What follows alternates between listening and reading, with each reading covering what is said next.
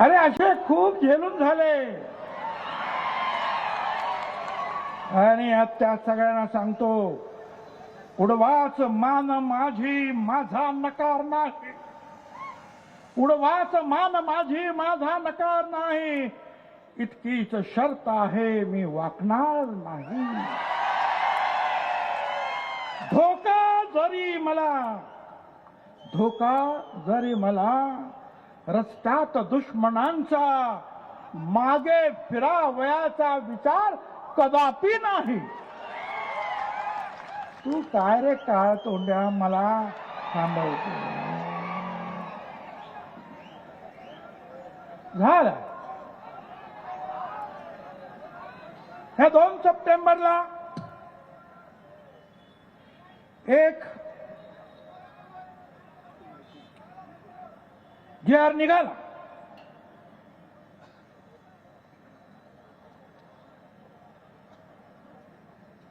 निघाला. आम्ही कोर्टात गेलो.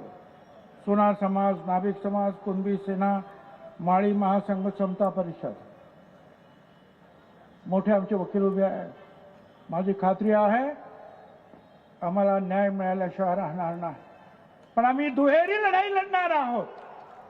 एक तर न्यायदेवतेकडे आणि दुसरा जो आहे रस्ता तर आमच्याच बापाचा आहे, लक्षात ठेवा. काय तुम्ही सांगता? मला सांगता तुम्ही येऊ नका. आणि मगाशी सांगितलं, मला वाटतं हाक्याने सांगितलं, तो विखे कसा काय आला? विखे आला आणि सगळ्या महाराष्ट्रामध्ये विखार पसरवून गेला. बरं गेला तर गेला. ते जे काही तुमचं हे आहे ना, GR काढला, हा माझ्याकडे बघायचं तर बघून घ्या. हा हे प्रमाणपत्र आहे जातीचं.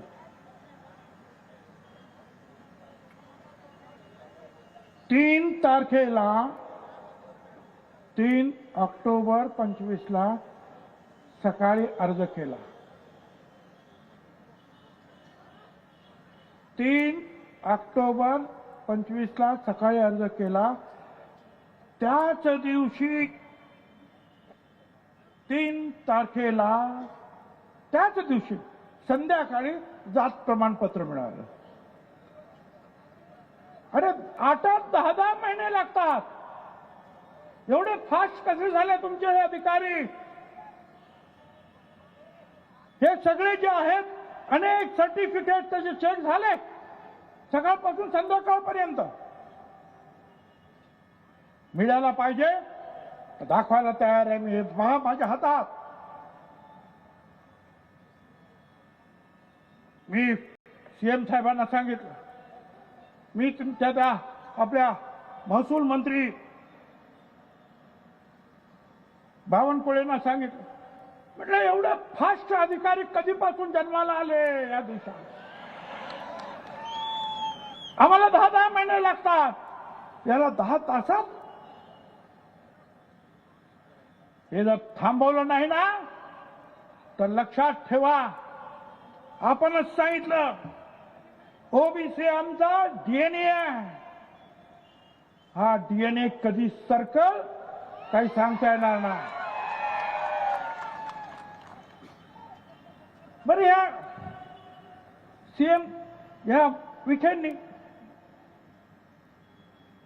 बाबा दिला, त्याच्या हातामध्ये एक प्रमाणपत्र म्हणजे GR दिला. आणि आपण सगळ्याच्या पोलिसांची भरती असेल, शिक्षकांची भरती असेल, कुठे भरती असेल, आपण काय असतो पात्र व्यक्तींना नेमण्यात यावे. त्याच्यात म्हटलं होतं पात्र मराठा समाजाच्या व्यक्तींना नेमण्यात यावे. याने काय सांगितलं या दरिंदे पाटलाने? त्या विखेला म्हटलं तुम्ही इथं बसा, हा पात्र शब्द काढून या. 1 तासामध्ये पात्र शब्द काढला आणि मराठा समाजाला आरक्षण देण्यासाठी असं करा. कुठला कायदा? हायकोर्टाचे सगळे माझ्याकडे इथं सगळे निर्णय आहेत हायकोर्टाच्या सहित मराठा कुणबी या दोन वेगळ्या जाती आहेत.